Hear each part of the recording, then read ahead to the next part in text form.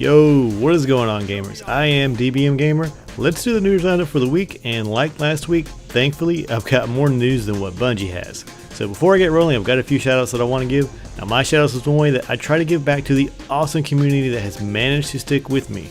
So I'm going to focus on some people that I met on Twitter. So shoutouts to Matt Techner, Jumpmaster83, Sneakerhead BSJ, and Antorico Gaming.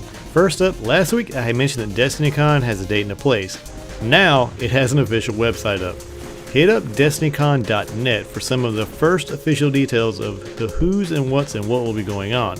Now at this early stage, the convention seems like it will have some meet and greets with some of the big name streamers and YouTubers, and I know of a few more that will be there but haven't been listed yet, which means there may be quite a few names just simply walking around. Now add to that, some Crucible Laser Tag and Gathalion will be streaming the actual event. If you watch any Destiny content with all the people that will be there, well, this is sure to be one of the best streams of Destiny for the year. Now, after 8 PM, the 21 and older crowd will get to party till 2 AM. The fact that it's 21 and older, yeah, that implies something, doesn't it? Alright, I've been asked a few times already, was I going? And the answer is yes. I'm 95% certain to be there. I'm just working out the travel details. And I won't be alone. Let's just say I won't be the only member from Team Resolute at the convention, and I'll just leave it at that for now. Secondly, how would you like to be in a montage for charity? I've got someone I ran into recently that works with 8-Bit Salute, Lotzor. He's a veteran himself and loves to give back to great causes. So if you want some details, just hit him up on his Twitter, but all you simply have to do is to get some good footage, make a donation, and send him a direct message. It's that easy, guys and gals.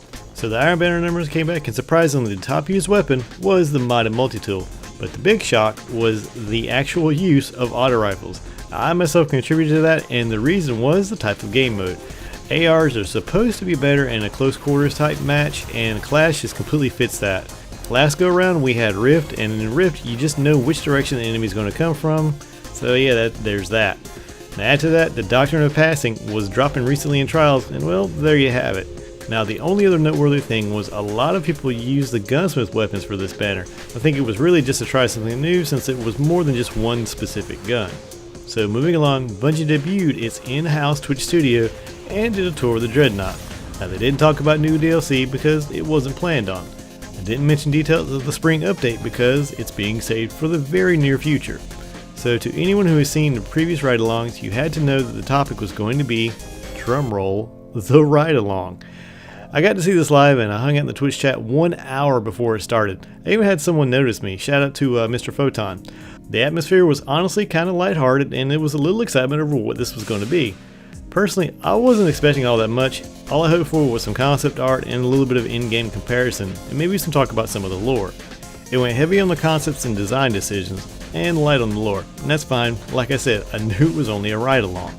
The Twitch chat, however, was pretty damn toxic. I even mentioned it on my Twitter feed as I tweeted out shots of the concept art from the stream as they dropped. The toxic chat turned into the toxic forums on Bungie.net. I get that you want more relevant information of where Destiny is going, but it wasn't mentioned when the stream was announced, and it wasn't like a decision of, hey, secretly we're going to show off some new DLC. No, it's a ride-along to go along with the others in that series. At one point, large cables that hang from the top of the ceiling get noticed, and the senior designer wasn't sure what they were there for. Powering the main weapon maybe? Yeah, they're not sure. Should they have known what the design purpose for them being there? Yeah, sure. Should they be picked on because they were missing a detail from something that was designed over probably 7 months ago or even longer, depending on when someone says, hey, some cables up there will be pretty cool. Alright, newsflash time. The other ride-alongs for the base content of Vanilla Destiny, they also came months after everyone had already explored every inch of the area. So for some people who moaned about it not showing off something new, ride-alongs really don't do that. But here's where Bungie themselves share some of the blame for all that toxicity. The tone was off. I mean, as a content creator myself, if I was going to talk to you guys about something that was 6 months old, I would go at it with, well, a lot of you probably know type of tone. But the tone of the stream was almost like it was an advertisement that got misplaced like 4 months ago. Deej chooses to play Regicide and says, spoiler alert, I really don't think you needed to. I had someone actually tell me that it's obviously pre-recorded from a long time ago. The tone of it was an old advertisement for the Taken King. At this point, showing off old is not what the majority of the dwindling die-hard fans want. The stream should have had some disclaimer. If you're into game design, please enjoy. You know, if you're looking for something new to play, The Division may hold you over. Maybe you're getting hyped for No Man's Sky. Here's the crazy part, that's fine. If you have only been playing Destiny Taken King, take a break. Even Luke Smith, the TTK design lead, said he was looking forward to trying out The Division during the beta test. As consumers, we can rip through content way faster than any developer can make it. Whether it's free-to-play model or a subscription model or a DLC expansion, it's just simply not possible to make content that fast. No matter how the dev is getting paid, they still need time to, well, dev. Game development takes time. You go from concept to creation, and why you did the things you did. You create digital spaces, test it out, try out different ideas before finally settling on what's best for your consumer. This is a process that involves lots of people. The more people involved, the more time it takes. In the end, now when you step back and you look at the final result, you really should be proud. That's the point of the ride-along, guys. I think it just got lost in translation. Now lastly, before I'm out of here, in my last video I announced I am doing a March Madness Throwdown. That's right, a whole playoff. The next round is Cade 6 versus Eris Morn. Now both of these are hunters, Cade still is, both of them are badass, and the joke to the community is there is sexual tension between these two.